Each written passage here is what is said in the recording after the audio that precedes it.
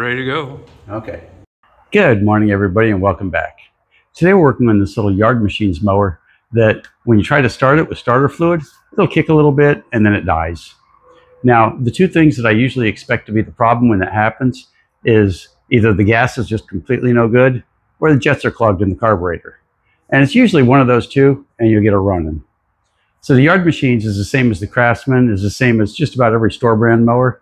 They're identical. They just have different stickers on them. So if yours is close to this, this will help.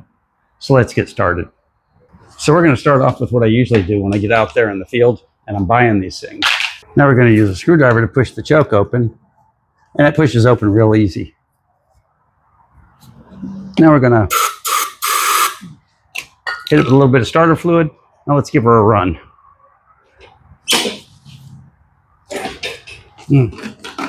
We should at least have the gas cap in place when we do this.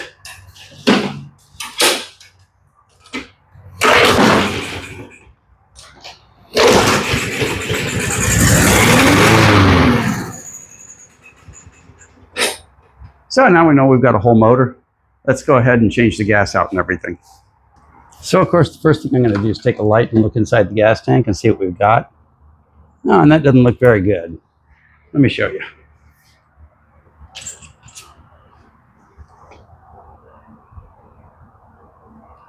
You can see a bit of a yellow tint to the gas. The gas does not look good at all. And that could be the culprit right there. So let's put new gas in it and test it.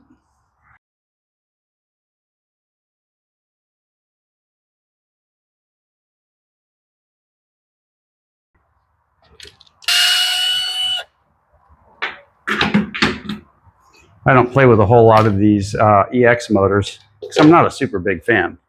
Okay, now we can get to the carburetor. Now the carburetor is just kind of pushed into place and it's held with an O-ring on the other side. And you can see we're going to Ouija it around. And then we'll get to the linkage once we get it Ouija'd out a little bit.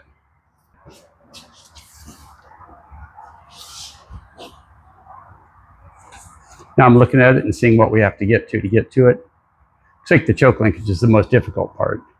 So we'll ease it out. We'll try to roll it around to get the linkage to let go. See, we're rolling it. We're going to roll it and use our long skinny pliers to ease the linkage off. There we go. That's one. Now we'll take the gas line off here. Let's pinch it because there's not much gas in it, but we don't want the gas that's in it to get away. Let's get that little clip. The magnet was magneting my wrench or my pliers.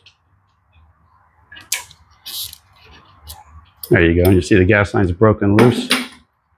Let's see if we can't Ouija it off. Ugh. There we go. She's almost there. And you'll get a little bit of gas. Be ready for it.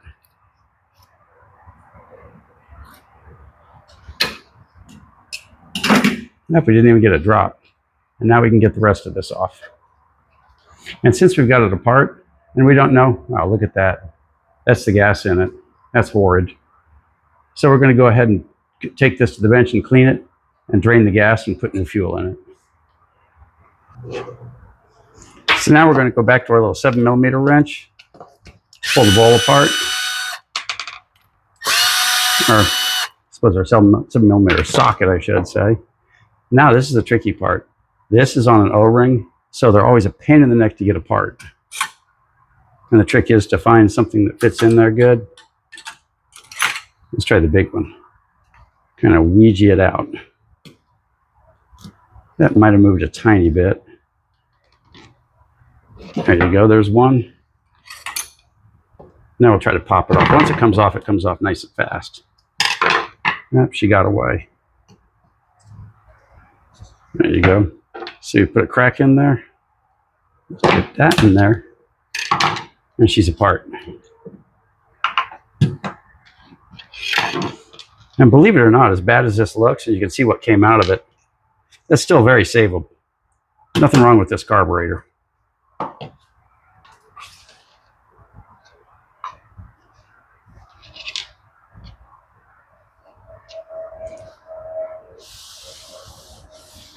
I always say the gas is bench cleaning fluid when I get the gas out of a carburetor, but in this case it's not. This stuff's horrible. It's bench dirtying fluid. Okay. Now we're a little bit cleaner. And this is where your jets are in one of these carburetors. And as bad as this looks, all we have to do is pop this out and clean this up, and it's ready to go.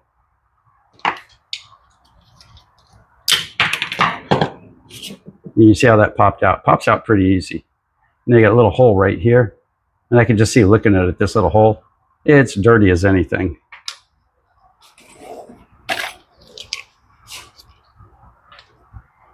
So let's run a wire through this.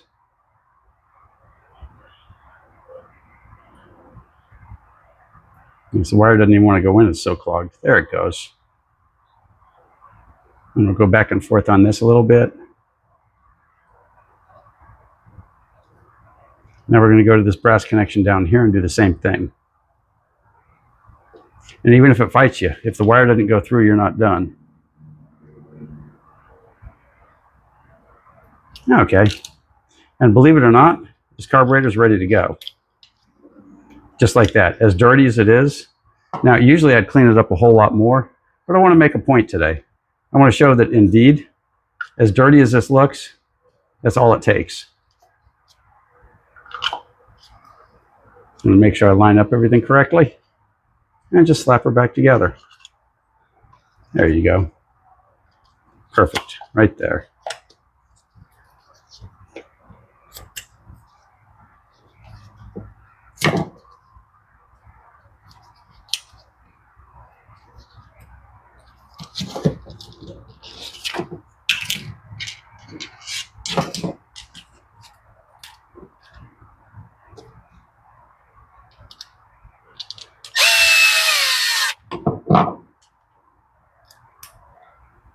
Usually I would tell you to put oil on the O-ring, but that's all you have to do, and this thing's already a mess. Now you see, we didn't clean this in any way outside of this, but the carburetor was obviously, the jets were obviously all clogged up, and that's all it takes. It's just that easy, and she's ready to go. So let's go get the gas out of the engine and put this back on. Since our fuel line's so short on this one, we're going to add this little cutoff right here and put this other little pipe on this end.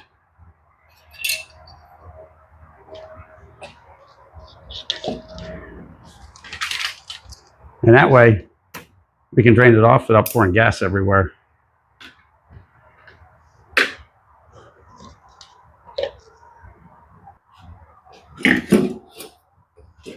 Okay, the next thing we're going to do is pull this fuel line off. It's obviously, if the gas is that bad, your fuel line's probably bad too. And for less than $3 a foot, you can go to a O'Reilly's or AutoZone or whatever store you prefer and buy yourself a little piece of 1 foot piece of fuel line. But old gas like that will definitely tear the inside of the fuel line up. It'll let little pieces run into the carburetor. So whenever you're doing one of these, you want to go ahead and replace the fuel line. It's a lot easier to do now than it is once it's all put back together. There we go. And you can see it's all hard and brittle, and it's probably all coming apart on the inside and then going into the carburetor. Now we use the old fuel line to measure off for the new one to make sure we hit the right size, because it's a really tight fit on this one. And I'm using Gates fuel line 27002 is the part number of the roll I get. And that's for like a 25-foot roll. But it's Gates 1/4 inch inner fuel line. So that's there. Let's throw this mess of a carburetor back on. And remember to put it back together in the reverse order of the way you took it apart, because that way it's just easier. You'll save yourself a whole lot of heartbreak and aggravation. So we're going to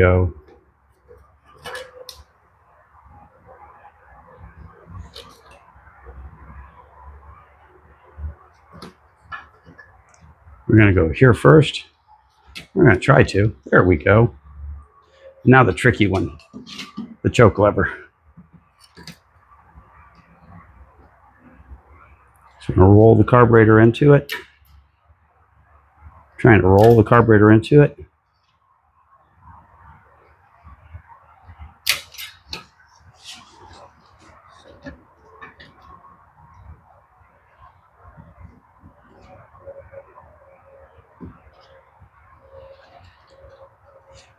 Come on, buddy. And that's a tight little hole on this one. But we know it came out of there, so it'll go back in.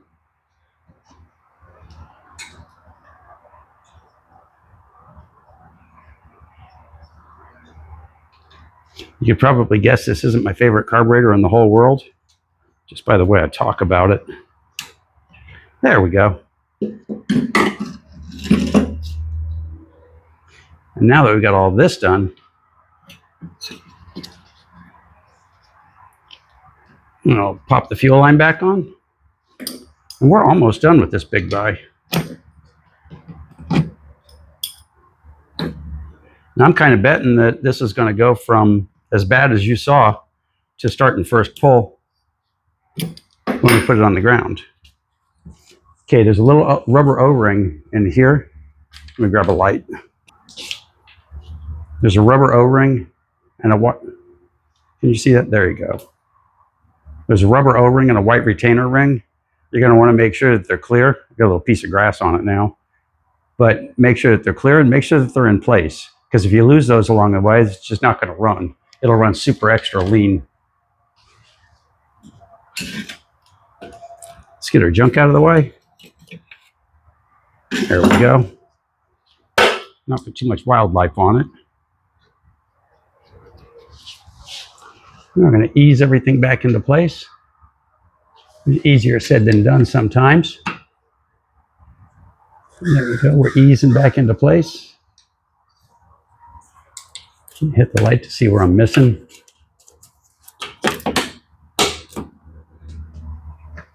Okay.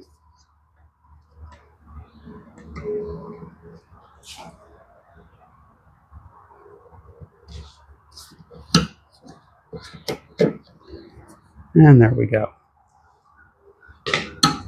And there it is. Now she's clicking into place. And remember, never, never, never push. If you're pushing, you're doing it wrong. If you have to push hard on it. But you'll know once she lines up. And a lot of the reason it's fighting us is this fuel line's not bent to the same shape that the old one was.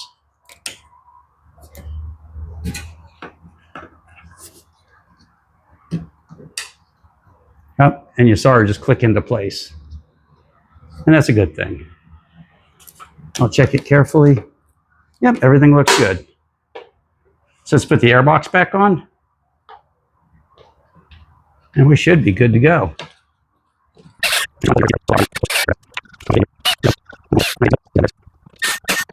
So let's put some gas in her and give her a run.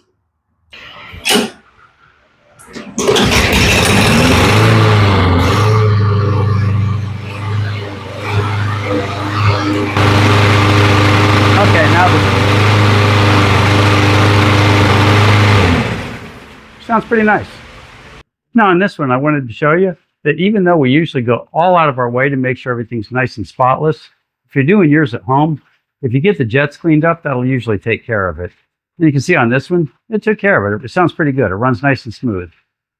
So all you new people out there, if you made it this far, you might as well subscribe. It's free, and it's what we work for.